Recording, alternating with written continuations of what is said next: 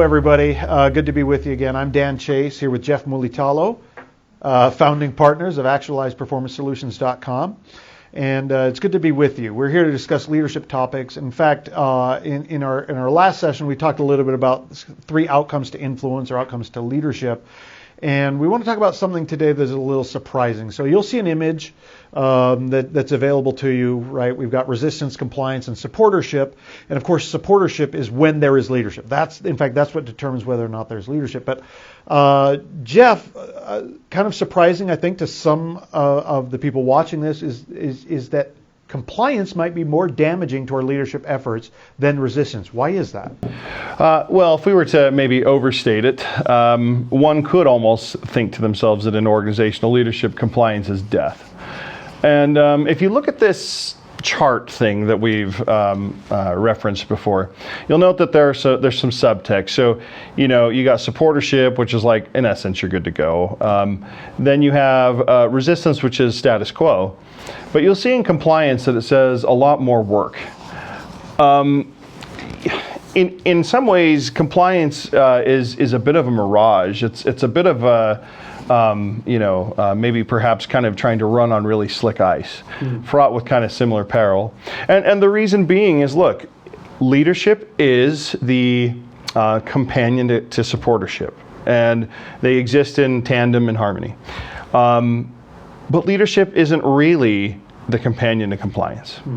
And if that's the case, if you aren't getting people to really invest of themselves, like if you want to use the term own or whole-souled engagement type of thing, then you're getting some fraction of that, and there's some undesirable effects to that. And I don't know if you agree with that or not, but that's something that I think is probably a likely outcome. No, I'm with you, and I think people with experience in leadership positions and organizational leadership, if they didn't already know this, they're saying, yeah, right now. I like this idea of a mirage or fool's gold, because it appears like, and logic, it seems, would say, yeah, this is better than resistance, and yet this will seem like a weird explanation, but I remember as a kid learning for the first time that hate is not the opposite of love. Yeah. But apathy is the opposite of love. Where I think, look, if I've got resistance, it maybe there is healthy resistance, right? And that resistance, because there's still feeling and engagement behind it, might be more closely related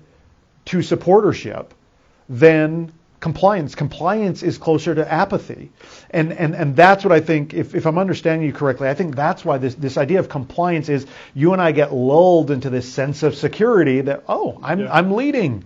Yeah. Right, because they're doing the bare minimum on their performance plan or whatever it is, and that is different than this whole-souled. I like that term, this whole-souled engagement, this high level of motivation, high level of commitment, kind of married, that makes this engagement, this supportership. Yeah, and I think maybe a good way to look at it. I like how you kind of meant apathy as an outcome. I mean, if you look at these 3 outcomes from this leadership kind of dialectic.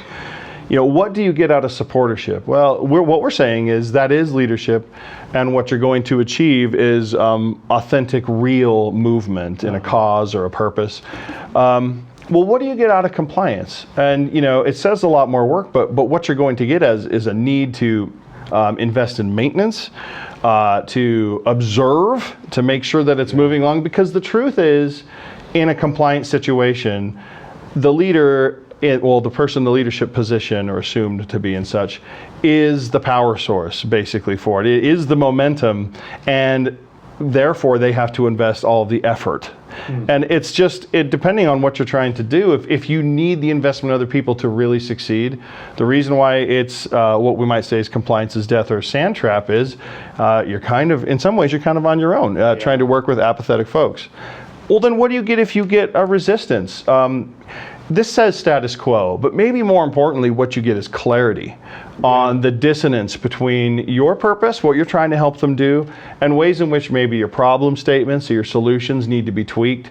And so in some ways, resistance actually is a quicker path to support than compliance. And if anything, compliance may be a dead end to support. That to me might be the nutshell right there. Is that resistance is closer or a shorter path to supportership. As much as we might not like it, if we're insecure leaders or whatever, we kind of bristle at resistance, and there's no need to, right? Because at least you're working with some form of concern for the organization and its purposes, right? And that's why they're resisting. Yeah. And your job then is to channel that energy to positive things rather than manufacturing energy out of nothing in compliance. So there you have it. We, again, connecting to our last session, leadership is simple, right? We're trying to influence people towards these positive organizational ends, right? These moral elevated ends.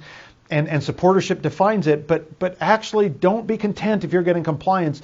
You're probably better off with resistance. It's a shorter path to supportership. So, and if you've ever felt good about compliance, don't feel bad about yourself. Maybe today's a new day to kind of go. Maybe find some resistance a little bit. Make sure you're tuned up. I think that's fair. So, and if you want to look or see more about these kinds of topics, please go to actualizesolutions.com for readings, videos, conversations like this where we talk about these kinds of things. But if that's it, is that sufficient for now? Then we will see you next time. Thanks for supporting, and we hope to see you again.